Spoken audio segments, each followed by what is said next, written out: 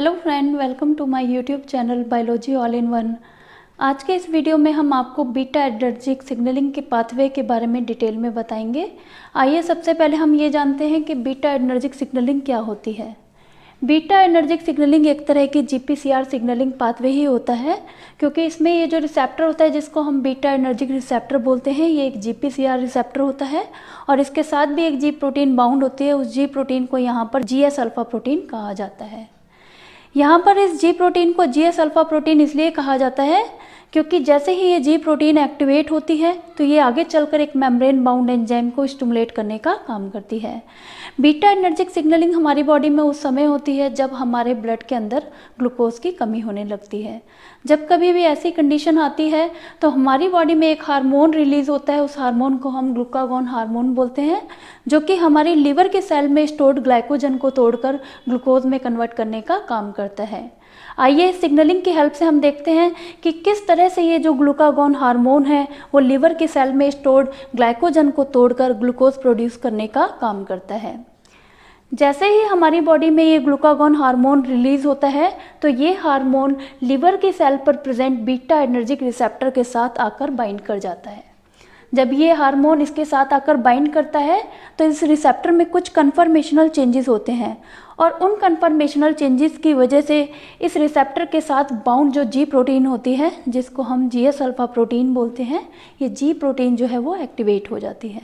जब ये जी protein activate होती है तो एक्टिवेट होते ही ये टारगेट करती है एक मेम्ब्रेन बाउंड एंजाइम, जिसको हम एडेनिनाइल साइक्लेज एंजाइम बोलते हैं, और इस एंजाइम को टारगेट करवा के ये एंजाइम को ये एक्टिवेट करवा देती है। जब ये एंजाइम एक्टिवेट होता है तो ये एंजाइम एक्टिवेट होकर साइटोसोल में प्रेजेंट 5 प्राइम एएमपी का यूज़ करके साइक्लिक एएमपी की फॉर्मेशन करवाने लगता है और बहुत सारे साइक्लिक एएमपी बनाकर उनको साइटोसोल में रिलीज कर देता है। साइक्लिक एएमपी यहाँ पर एज ए सेकेंडरी मैसेंजर की तरह काम करते हैं। मीन्स आगे चलकर ये साइक्लिक एएमपी एक एंजाइम होता है जिसको हम प्रोटीन काइनेज ए एंजाइम बोलते हैं, उस एंजाइम को एक्टिवेट करने का काम करते हैं। साइक्लिक एएमपी इस प्रोटीन काइनेज ए एंजाइम की रेगुलेटरी साइट से जाकर बाइंड कर जाते हैं, जिसकी वजह से इस एंजाइम की जो कैटालिटिक साइट होती है वो फ्री हो जाती है और ये एंजाइम जो है वो एक्टिवेट हो जाता है।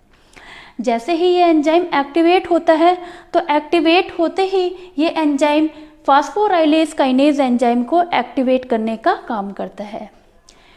इस सिग्नलिंग में इस प्रोटीन काइनेज ए एंजाइम को हम cyclic AMP dependent kinase enzyme भी बोलते हैं, क्योंकि साइक्लिक एएमपी की हेल्प से ही ये एंजाइम जो है वो एक्टिवेट होता है।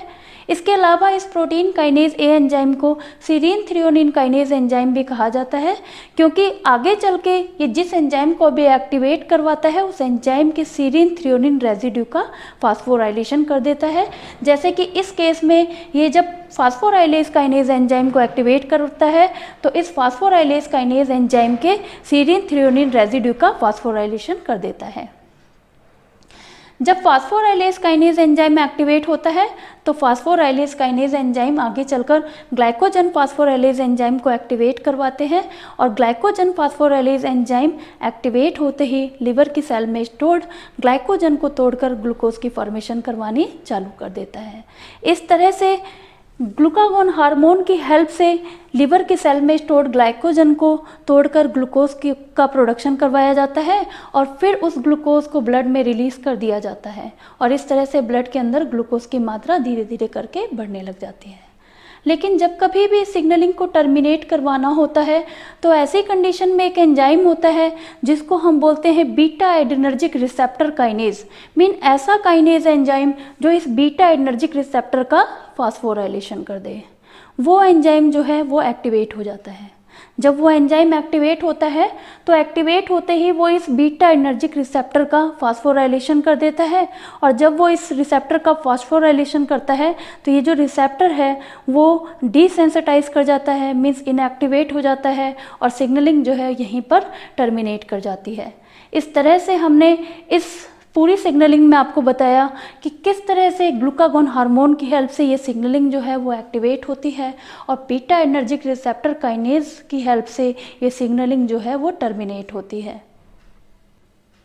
दोस्तों, अगर आपको ये वीडियो पसंद आया हो तो इस वीडियो को लाइक और शेयर करें और हमारे चैनल को सब्सक्राइब करना भी ना भूलें।